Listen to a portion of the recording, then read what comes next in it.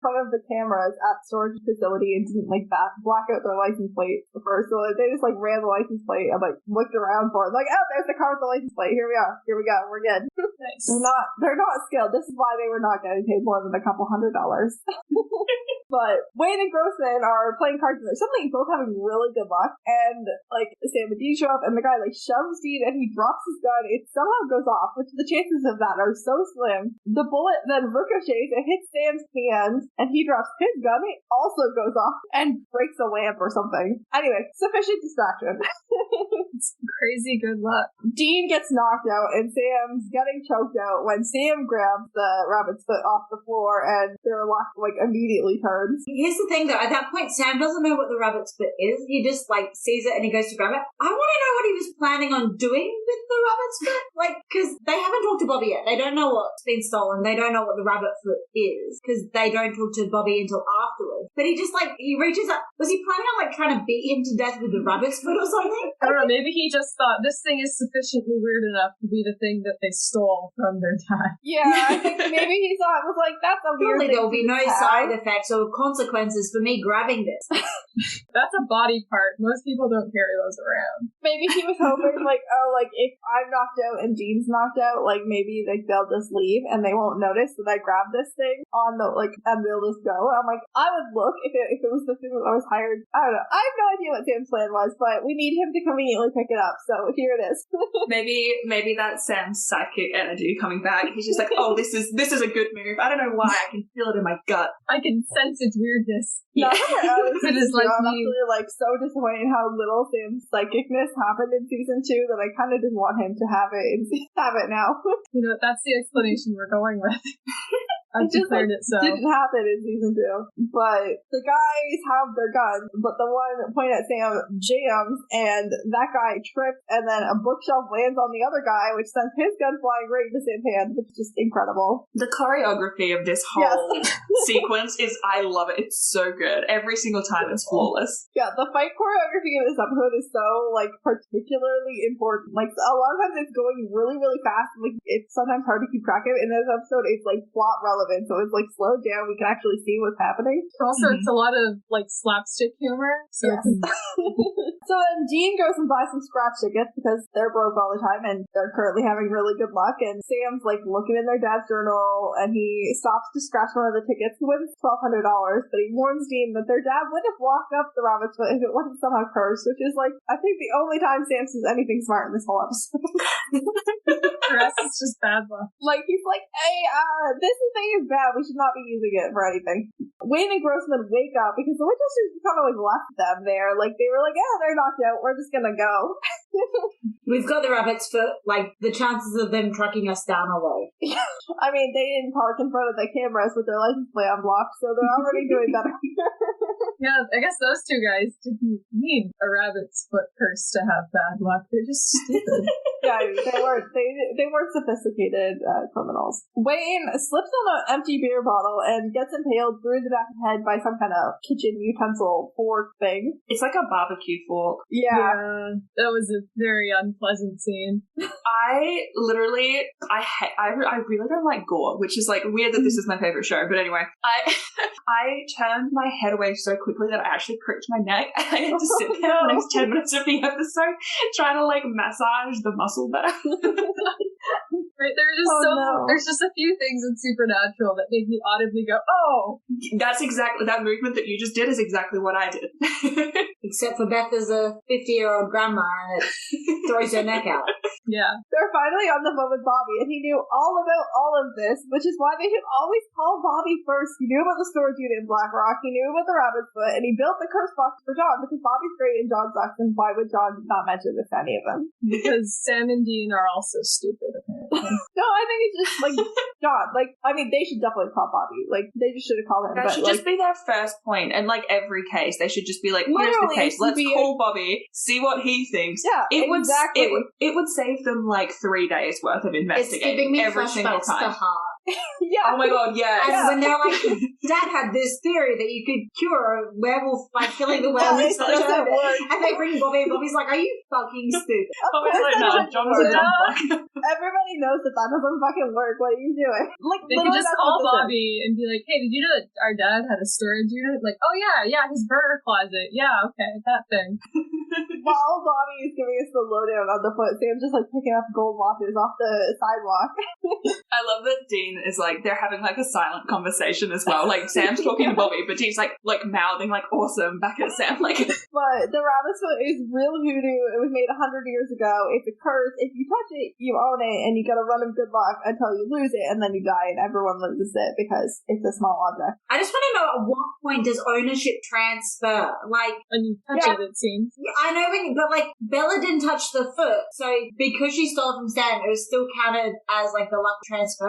because Bella didn't get the luck, No. but Sam lost it. Yeah, and when we saw Bella handling it, she was using tongs. Yeah, she had her hand because she in didn't Baby's want to tongs. touch it with her actual skin. So But it I seems kind like of want you to see have what would touch have happened if her cat had touched it. Like, what does good luck to look like to a cat? And what does bad luck look So like much to a cat? We both went for Juno, and I love the sharing the brain cell. But yeah, so Bobby's like, I don't think we can break this curse. Like, I just don't think that that's possible. That might have been why they just like put it in a box and like forgot about it.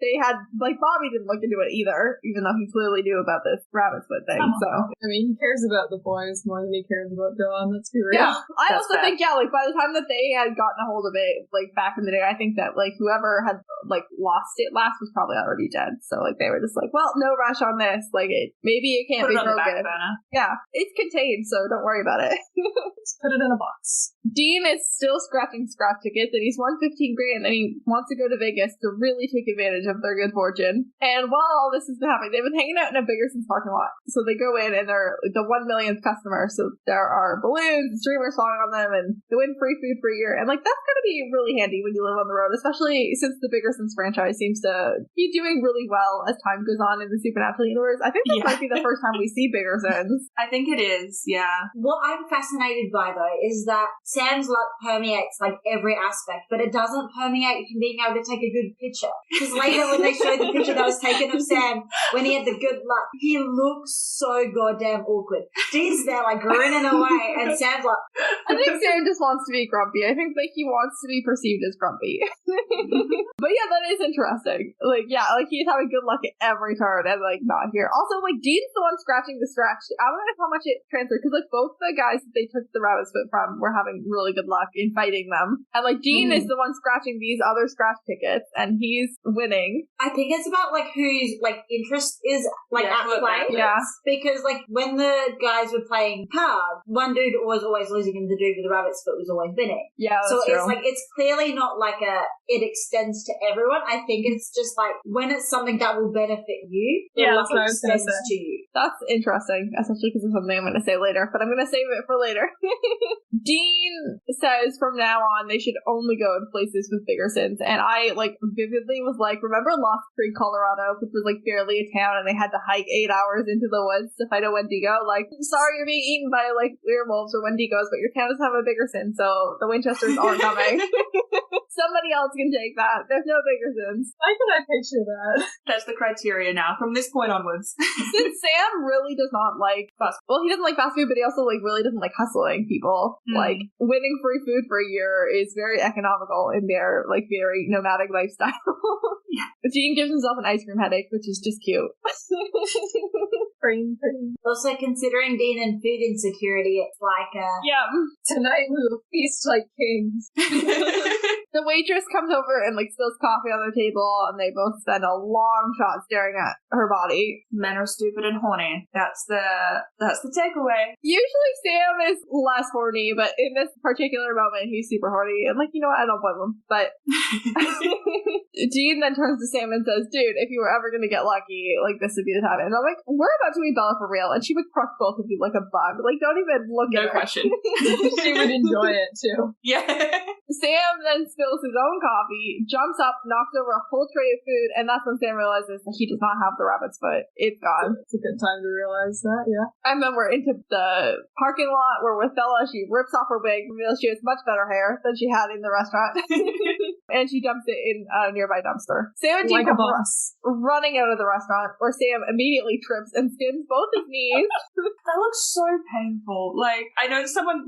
I just want to say though, like, it is his own, like, Bobby specifically, like, everyone loses the rabbit's foot. And he puts it in an outside fucking pocket on his coat. Like you might as well say, pickpocket me now. Like, Jesus Christ. I said this later, because they don't immediately call Bobby and tell him that they lost the rabbit's foot, but, like, he calls later to talk to them, and it's only been, like, a few hours at, like, the most, and they already lost it. And he's like, what are you, like, it's only been a few hours. Because also, the luck of the rabbit's foot extends all the way up to keeping the rabbit's foot. Apparently it's really not. interesting that it doesn't work as, like, you're so lucky that you keep the rabbit's foot. Like, it's kind of designed to be lost. I guess because it's meant to be a curse to kill people. Yeah, it's meant to be lost. Fantastic design. Amazing user experience. Kubrick and his friend have been looking up the Biggersons menu online, and they seem to have their own bloomin' onion on the menu, and that's something good for Biggersons to have. I'm proud of them.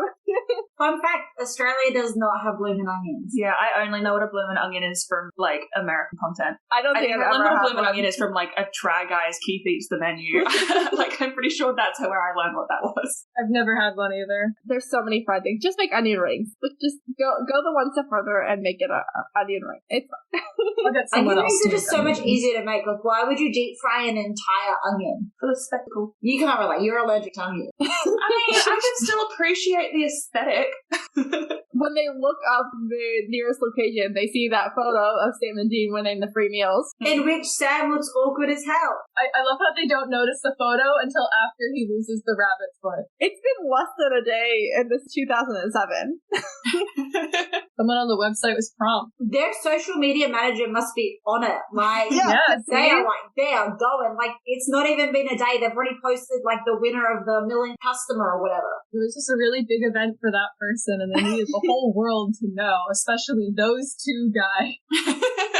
Grossman is pouring out one for Wayne, and when Sam and Dean come back to find out who they're working for, and Sam trips again over a stray cord. Tape that shit down, folks. Like, if you have cords, like, go across doorways or where you're walking, just tape them down to the floor. They make tape for it. Like, also, Sam can't walk. There's another episode where, like, they're kind of unlucky, and Sam trips in that one as well, and, like, he's also really clumsy, and, like, Sam is just, like, canonically clumsy. It's just like that, like, on a normal day, like, the world evens out a little bit for him. It just gets worse in this particular circumstance. But if his luck is in any way altered, he's just, like, the clumsiest person. Yeah. But this is where we get Kubrick's bumper stickers.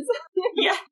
They're standing outside of the RV. He's really into Jesus. He's a bunch of Jesus are inside the trailer that we saw in some of the early scenes. But he's got 3 Jesus-y bumper stickers that we see up close. One says, "How would Jesus drive?" One says, "Don't make me come down there, God," which is actually very funny. I really like that one. I lost it.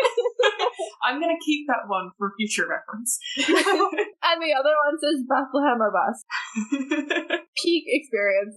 Kubrick is like a religious fanatic, which is an interesting thing for a hunter, but It is. I do also love the quote, "Don't touch my Jesus." What does that mean? Or "Don't play with my Jesus," one of the I two. think, yeah, something like that. Yeah. I've been an active Christian for my whole life, and the amount of Jesus stuff he has in his trailer just freaks me out. It's a lot. It's unnerving. As someone who's like very much like organized religion, it gives me like heebie-jeebies sometimes. Like, this is a lot. This is a lot for me. This whole trailer creeps me out. Obviously, I don't know, like, specifically what's coming with the whole, like, God is real storyline, but I do know there is a God is storyline, and they've sort of, like, God's blessed Sam and Dean. So I kind of want to know, like, what's, like, is God more powerful than the rabbit's foot? Like, would God's plot armor of the brothers Well, I mean, extend to stop Sam from That's a dying good after point. he lost the rabbit's foot if they did manage to, like, burn it? they managed to get it back, and Sam doesn't die, so like that's something, I guess. My short answer is yeah, probably. But But anyway. Imagine though, the hoodoo woman or whatever, or the witch or whoever created the rabbit's foot is like a ghost now, and they're just like watching Sam continue to survive despite the fact they've lost the rabbit foot, and it's like, come on, die already! Like, I designed this thing so it'd kill you. Why the fuck are you not dead? White boy. Kubrick is experiencing what we in the I once took 5 psych courses in uni, unqualified AF for atheist business, like to call confirmation bias. He really strongly believes in God. Gordon Walker told him that Sam Winchester is an agent of hell, and now that they've had a couple of lucky breaks, he's very convinced that he's on a sanctioned mission from God to kill Sam Winchester. And I promise you, sweetheart. God does not want Sam dead just yet. Correlation is not causation. Yes. Bobby calls to tell Dean that he found a cleansing ritual, but when Dean says that they lost their house, but I can't